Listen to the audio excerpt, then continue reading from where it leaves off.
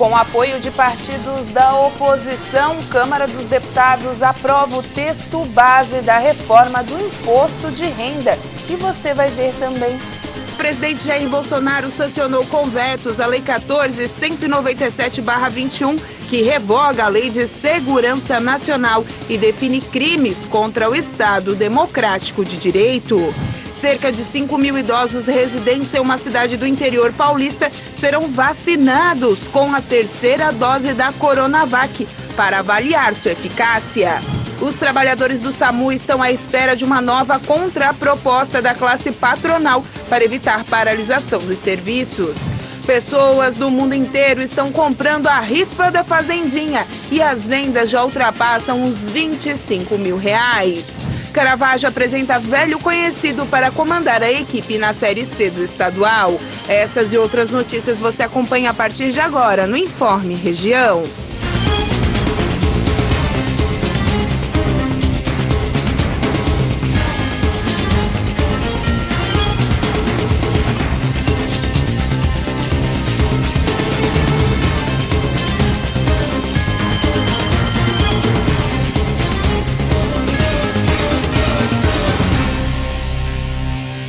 Olá, boa tarde. Hoje, sexta-feira, 3 de setembro de 2021. O presidente Jair Bolsonaro sancionou com vetos a Lei 14.197/21, que revoga a Lei de Segurança Nacional e define crimes contra o Estado Democrático de Direito, e também a norma foi publicada no Diário Oficial desta última quinta-feira. Os vetos ainda serão analisados pelo Congresso Nacional e podem ser mantidos ou derrubados.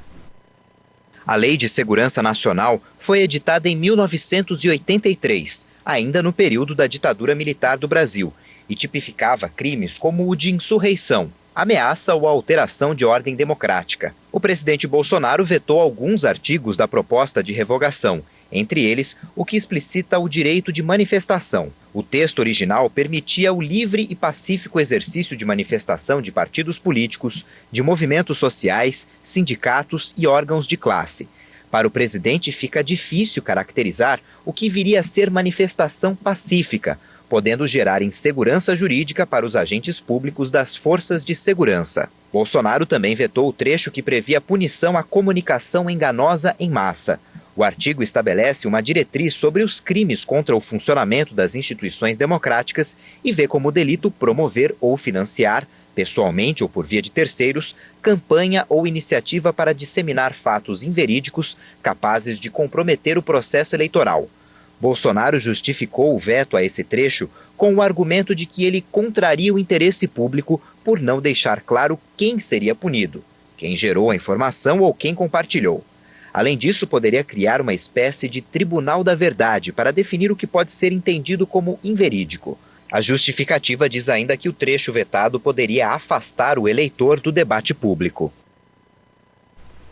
Com apoio de partidos de oposição, a Câmara dos Deputados acabou aprovando a lei que determina aí a renovação da situação das nossas questões do imposto de renda. Vamos acompanhar. Por 398 votos a 77, a Câmara dos Deputados aprovou o texto base da reforma do imposto de renda de pessoas físicas, empresas e investimentos. De acordo com o substitutivo, os lucros e dividendos distribuídos pelas empresas devem ser taxados em 20%. É uma forma de compensar a redução dos outros impostos. Ficam isentos da cobrança os lucros e dividendos distribuídos por empresas que estão no Simples Nacional e por empresas optantes do regime de lucro presumido, que faturam até R$ 4.800.000, dividendos até 20 mil, distribuídos por pequenos negócios, e os distribuídos entre integrantes do mesmo grupo econômico também seguem livres de cobrança. Já o imposto de renda da pessoa jurídica vai ser reduzido de 15% para 8%. Na versão anterior, a redução levava o tributo para 6,5%. A reforma do imposto de renda também afeta as pessoas físicas. Uma das alterações é que os trabalhadores seletistas, que recebem até R$ 2.500, ficam isentos do imposto de renda. A alteração corresponde a uma correção de 31% em relação ao limite atual, que é de R$ 1.900. Os valores das outras faixas do IR também vão ser reajustados em menor proporção. Segundo o governo, a atualização vai isentar 5.600.000 novos contribuintes. E os moradores de Serrana, no interior paulista, com idade acima de 60 anos, começam a receber a terceira dose da vacina contra a Covid-19 na próxima segunda-feira. Segundo o Instituto Butantan, serão vacinados cerca de 5.000 idosos residentes no município. A aplicação da terceira dose em Serrana é parte do estudo que está sendo desenvolvido na cidade desde o começo do ano para avaliar a eficácia do imunizante Coronavac. Os idosos com 60 anos ou mais da cidade de Serrana, no interior paulista, vão ser vacinados com a terceira dose da Coronavac. A aplicação em massa dá prosseguimento ao Projeto S, estudo clínico conduzido pelo Instituto Butantan na cidade.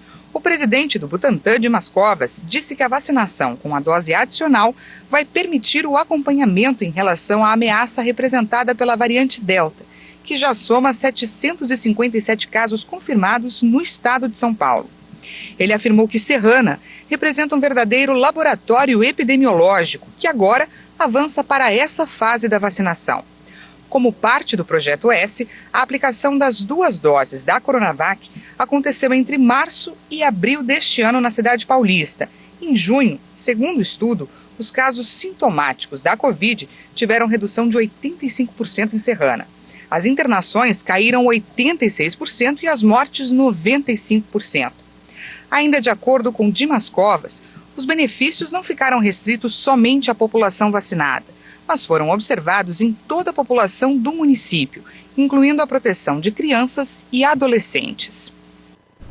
A seguir, trabalhadores do SAMU podem entrar em greve na próxima terça-feira, caso os reajustes salariais reivindicados não sejam atendidos.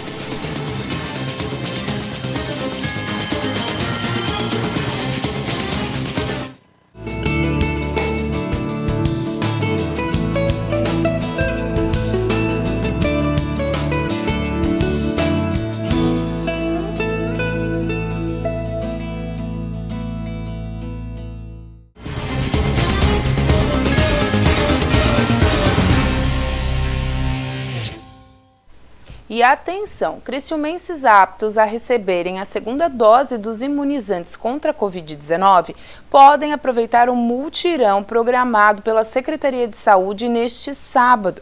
A ação acontece das 8 da manhã às 5 da tarde no Salão Paroquial da Santa Bárbara.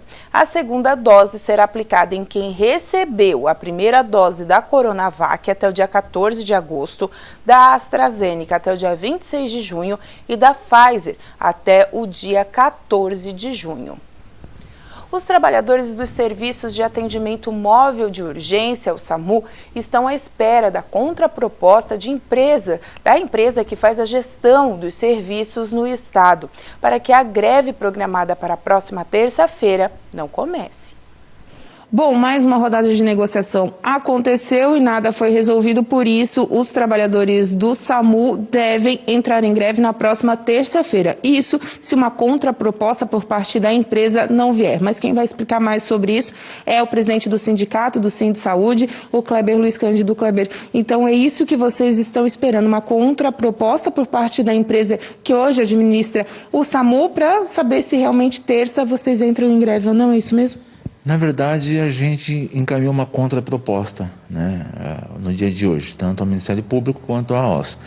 Porque a proposta que eles fizeram na audiência do Ministério Público foi rejeitada pelos trabalhadores. Para vocês entenderem, há um déficit, né, de reajuste salarial aí de 18,22%, né, de convenções coletivas que eles não vêm cumprindo desde 2018. Então, a proposta deles é repor somente 4% disso, né? Então, a partir do mês que vem. Essa proposta foi rejeitada pelos trabalhadores que querem o valor na íntegra, né, parcelado no máximo em 3 vezes, né? Então, os 18,22% em 3 vezes. Além de a garantia de férias, né, que a proposta de férias que eles deram, então, desses trabalhadores que estão desde 2018 trabalhando sem férias, que a cada mês 10 trabalhadores vão gozar férias, né? Então os trabalhadores acham pouco, porque isso vai levar muito tempo ainda para que esses trabalhadores consigam ter suas férias, né? Além de outros direitos, como o FGTS, né, que não vem sendo pago, né, mês a mês, não fizeram proposta. Então são várias situações que a gente tem aí que aguardam uma proposta por parte deles de resolução, né? E caso essa proposta encaminhada pelos trabalhadores, né, não sejam aceitas pela OAS, né, a greve ela se confirma então a partir do dia 7. Hoje são quantos trabalhadores do SAMU aqui na região?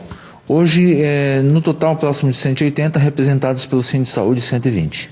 E vocês paralisando os serviços atingem toda a região da ANREC, AMESC e também estadual? Essa proposta, como é que está? Essa proposta, ela é estadual, né? Mas quem está fazendo toda a mobilização é aqui o Sul, né? Então, se parar, vai parar só o Sul, né? O resto do estado não tem paralisação. Mas ela atinge toda a região da ANREC, a MESC e a Murel, né? Até porque a central de regulação fica em Criciúma, né? E são aqui que são feitas todas as ocorrências. A ideia realmente é não parar todo o serviço, né? Até porque é um serviço essencial. A gente vai manter os serviços de extremas emergências e urgência, né? Isso aí não tem como a gente deixar de fazer, mas com certeza vai sim trazer um prejuízo ao atendimento à população. Foi levado ao governo do estado essa situação de estar tanto tempo sem aumento desse contrato com a empresa gestora? O que o governo do estado se pronuncia para vocês ou não há pronunciamento? O governo do estado está sabendo de tudo, a gente já teve audiências, inclusive, com o governo do estado, né, com a Secretaria de Saúde, a audiência também na Assembleia Legislativa sobre o assunto, né, mas o governo sempre escapa, diz que os contratos estão sendo pagos em dia, né, e que o governo não tem nada a ver com isso, né. Por outro lado, a OAS diz que tudo bem, o contrato é pago em dia, mas ele é deficitário. Nós propomos ontem, na audiência com o Ministério Público, que o governo, então, faça uma auditoria nesses contratos, né, e ver se está tendo algum desvio de finalidade, algum desvio de valores que não esteja, né, e se não, e se realmente o contrato é deficitário, eles propõem um incentivo aí para que possa resolver o problema, né, porque essa questão de incentivo é comum no meio de hospitais, essas coisas, porque nem sempre o que é contratado dá para bancar aí os custos. Então, o governo deve sim, como responsável pelo contrato, né, analisar essa situação, se ele é deficitário ou não, se ele não é, o porquê que então que a OAS não está repassando os valores aos trabalhadores, e daí tomar as ações necessárias para resolver esse problema. Então tá certo, obrigado pelas informações, a gente vai continuar acompanhando essa situação, até porque, né, a greve pode ser deflagrada na próxima terça-feira e a gente vai acompanhando e trazendo as notícias aqui no Informe Região. Voltamos ao estúdio. E que a rifa da escola Bortolotto em Nova Veneza é um sucesso, ninguém discute. Pessoas do mundo inteiro estão comprando a rifa da Fazendinha e as vendas já ultrapassam os R$30 mil. O telefone e as mensagens no WhatsApp não param.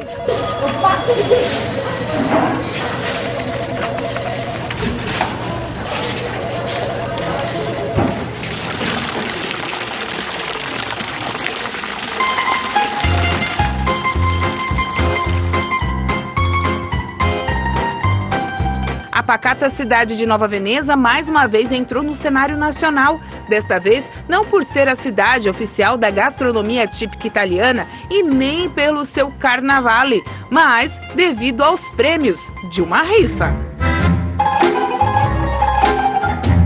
O 10º lugar, um galo, uma galinha, um salame e um torresmo. O 11º lugar, uma choca com pintinhos.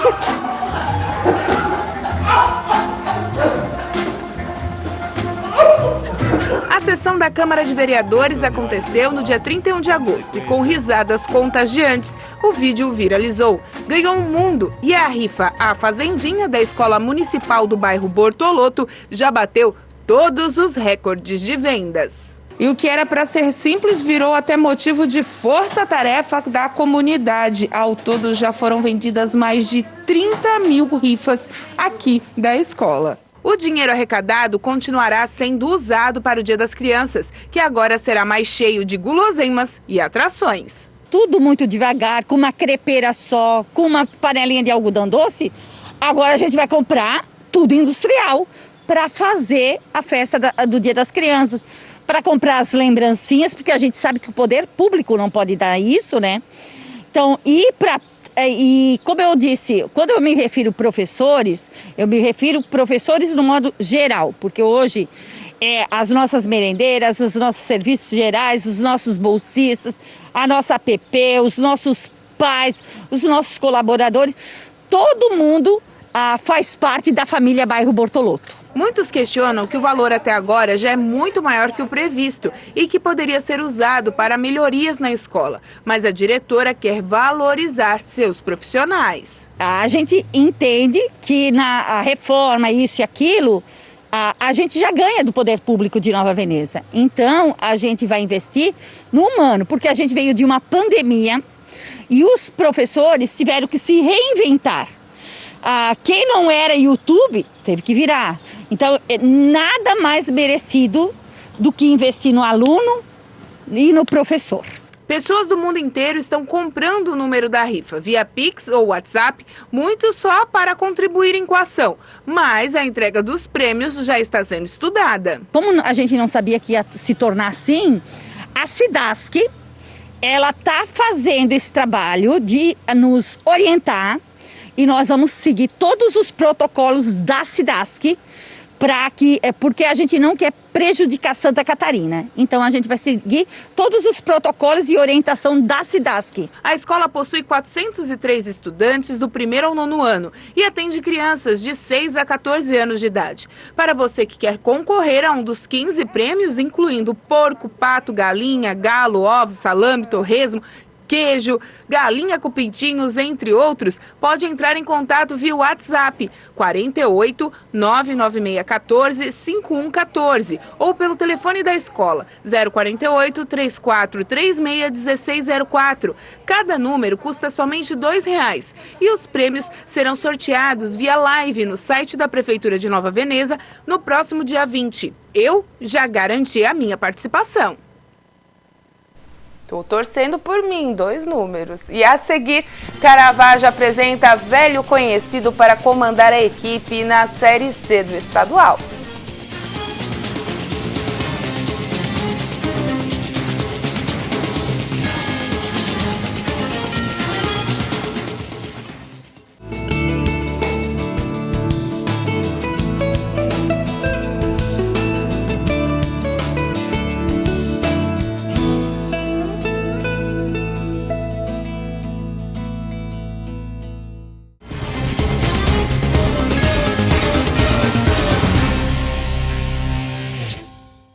Um velho conhecido da torcida do Estádio da Montanha foi oficializado como o primeiro técnico profissional da equipe.